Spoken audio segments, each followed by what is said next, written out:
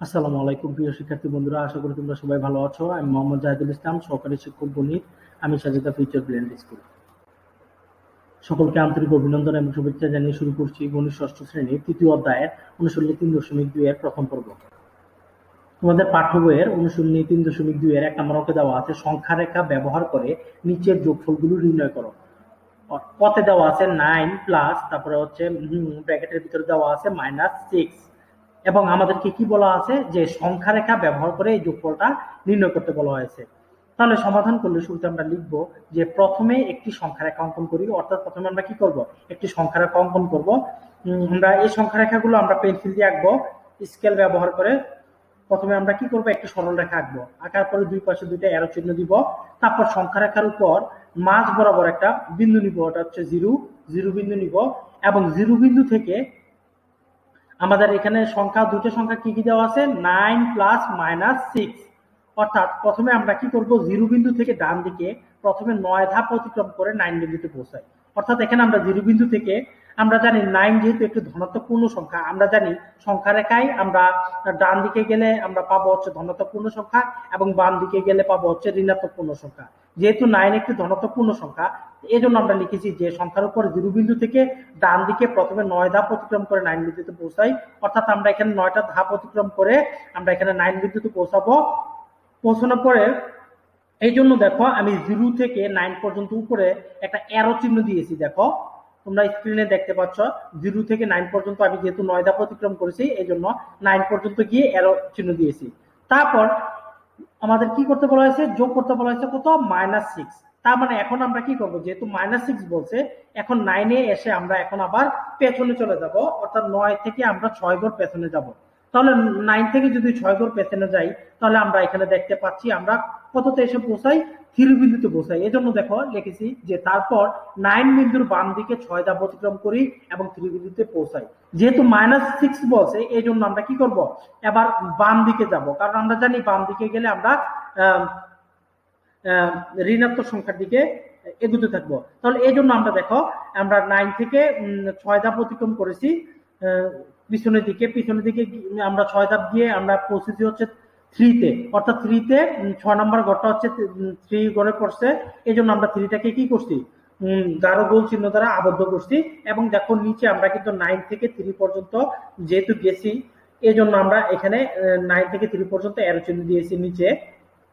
তাহলে এই 3টাই হচ্ছে কিন্তু 9 এবং প্লাস -6 এর যোগফল। এই জন্যই দেখো নিচে লিখেছি, তাহলে 9 ও -6 এর যোগফল হবে 9 প্লাস -6 সমান হচ্ছে 3। তারপর দেখো ক্ষতে দেওয়া আছে 5 প্লাস, তারপর ব্র্যাকেটের ভিতরে দেওয়া আছে -11। তাহলে এটাকে যদি আমরা সমাধান করি, তাহলে লিখবো যে একটি সংখ্যা রেখা অঙ্কন করি, সংখ্যা রেখার উপর আমরা 0 বিন্দু থেকে ডান দিকে প্রথমে 5 ধাপ অতিক্রম করে 5 বিন্দুতে পৌঁছায়। যেহেতু আমাদের এখানে ধনাত্মক পূর্ণ সংখ্যা প্রথমে দেওয়া আছে 5, এই জন্য আমরা কি করব, 0 থেকে ডান দিকে যে 5 ধাপ অতিক্রম করে আমরা 5 বিন্দুতে পৌঁছাবো। এই জন্য দেখো আমি 0 থেকে 5 পর্যন্ত উপরে এখানে একটা অ্যারো চিহ্ন দিয়েছি। তারপরে কি বলছে, তারপর দেওয়া আছে -11। তার মানে আমরা এরপরে কি লিখবো, আমরা লিখবো যে তারপর 5 বিন্দুর বাম দিকে 11 ধাপ অতিক্রম করি এবং -6 বিন্দুতে পৌঁছায়। তার মানে এখন আমরা আবার পিছনে চলে যাব, 5 থেকে বাম দিকে চলে যাব সংখ্যা রেখায়, অর্থাৎ আমরা 11 ধাপ অতিক্রম করব। যেহেতু -11 আছে, এই জন্য আমরা এখন যদি 11 ধাপ অতিক্রম করি, তাহলে দেখো আমরা কোন বিন্দুতে পৌঁছাবো, -6 বিন্দুতে পৌঁছাবো। অর্থাৎ তোমরা যেখানে যদি গণো যে এখানে 11টা ঘর আছে, 11টা ঘরে যে 11 নম্বর ঘরটা হচ্ছে -6, এই জন্য দেখো আমি উপরে এর চিহ্ন দিয়ে দিয়েছি, 5 থেকে -6 পর্যন্ত এরো চিহ্ন দিয়েছি। এবং এই যে -6 এসে যে আমরা পৌঁছলাম, এই -6টাই কিন্তু আমাদের নির্ণেয় যোগফল। এই জন্য দেখো নিচে লিখেছি, তাহলে 5 এবং -11 এর যোগফল হবে 5 প্লাস -11 সমান হচ্ছে -6। তারপর দেখো গতে দেওয়া আছে -1 প্লাস -7। তাহলে সমাধান করলে আমরা শুরুতে লিখবো, এখানে আমরা দেখতে পাচ্ছি দুটি ঋণাত্মক সংখ্যা। তার মানে আমরা প্রথমে লিখবো যে একটি সংখ্যা রেখা অঙ্কন করি, সংখ্যা রেখার উপর 0 বিন্দু থেকে বাম দিকে এক ধাপ অগ্রসর হয়ে -1 বিন্দুতে পৌঁছায়। অর্থাৎ এখানে যেহেতু শুরুতেই ঋণাত্মক পূর্ণ সংখ্যা -1 আছে, এখন যদি আমরা সংখ্যা রেখায় 0-র বাম দিকে যাই, তাহলে কিন্তু আমরা 0-র পরের ঘরটাই পাবো হচ্ছে -1। তাহলে আমরা এক ধাপ যদি অতিক্রম করি তাহলে -1 পৌঁছে যাব। এজন্য আমরা কি করব, -1 এখানে দেখো 0 থেকে -1 পর্যন্ত আমরা একটা অ্যারো চিহ্ন দিয়েছি, 0 থেকে -1 পর্যন্ত। তারপর এখন আমরা কি করব, -7, যেহেতু বলছে +-7 অর্থাৎ আরো -7 যোগ করতে বলেছে, তাহলে আমরা এখন কি করব, -7 কোথায় পাবো, আমরা যদি এখন যেহেতু 0 থেকে -1 এসেছি, এখন -1 থেকে আমরা 7 ঘর পেছনে যাব, অর্থাৎ 7 ঘর বামে যাব। তাহলে আমরা এই জন্য লিখেছি দেখো, তারপর -1 বিন্দুর বাম দিকে আরো 7 ধাপ অতিক্রম করে -8 বিন্দুতে পৌঁছাই। অর্থাৎ -1 থেকে যদি আমরা আরো 7 ঘর পেছনে যাই, অর্থাৎ বাম দিকে যাই, তাহলে দেখবো যে আমরা -8 বিন্দুতে পৌঁছে গেছি। এবং -8 বিন্দুতে পৌঁছে আমরা এটাকে কি করব, গাঢ় গোল করে আবদ্ধ করে দিব। এবং এটাকে কি করব, যেহেতু আমরা -1 থেকে -8 পর্যন্ত গেছি, এই জন্য -1 থেকে -8 পর্যন্ত আবার এরো চিহ্ন দিয়ে আমরা চিহ্নিত করব। তাহলে এই যে -8টা পৌঁছলাম আমরা, এই -8টি কিন্তু -1 এবং -7 এর যোগফল। তাহলে আমরা লিখতে পারি যে -1 ও -7 এর যোগফল হবে -1 + -7 সমান হচ্ছে -8। তারপরে দেখো ঘতে দেওয়া আছে -5 + 10। তাহলে সমাধান করলে আমরা প্রথমে লিখব যে একটি সংখ্যা রেখা অঙ্কন করি।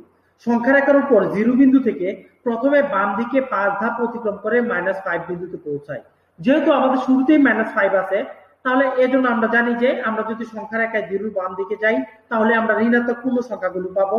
এজন্য আমাদের যেহেতু -5 আছে, তাহলে আমরা 0 থেকে -5 পর্যন্ত যাব। যেহেতু আমরা 0 থেকে -5 পর্যন্ত গিয়েছি, এজন্য 0 থেকে দেখো -5 পর্যন্ত উপরে আমি একটা অ্যারো চিহ্ন দিয়েছি। তারপরে আমাদের কি দিছে, +10। তারপর এখন আমরা কি করব, আবার ডান দিকে চলে যাব, -5 থেকে ব্যাক করে আমরা এখন আবার ডান দিকে চলে যাব। কারণ তারপর এই জন্য লিখেছি দেখো, তারপর -5 বিন্দুর ডান দিকে 10 ধাপ অতিক্রম করে 5 বিন্দুতে পৌঁছাই। যেহেতু 10 আছে, তার মানে আমাদের 10 ঘর সামনে যেতে হবে। তার মানে -5 থেকে যদি আমরা 10 ঘর সামনে যাই, তাহলে আমরা 5 বিন্দুতে পৌঁছাবো। তাহলে দেখো আমি এখানে 5 বিন্দুতে পৌঁছে আমি কি করছি, 5টাকে গাঢ় গোল চিহ্ন দ্বারা আবদ্ধ করছি।